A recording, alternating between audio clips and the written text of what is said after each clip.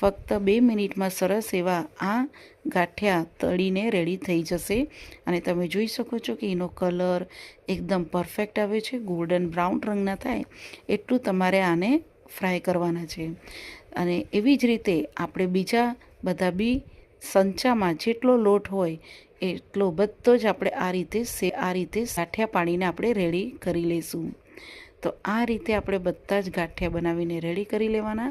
અને જ્યારે તમે આને તળશો ત્યારે તમે જોશો તો આ રીતે તમે હાથની મદદથી તમે આ ગાંઠિયાને આ રીતે જ્યારે તોડીને જોશો ત્યારે તમને ખબર પડશે કે ક્રિસ્પી થઈ ગયા છે. ત્યારે તમારે આને બહાર કાઢી દેવાના રહેશે. તો આ રીતે આપણે બધા જ બનાવીને રેડી કરી લઈએ. અને અહીંયા આપણે થાળી ભરીને 2 કપ ચણાના લોટમાંથી તીખા ગાંઠિયા બનીને રેડી થઈ ગયા છે. તો અહીંયા એકદમ પરફેક્ટ માપ જો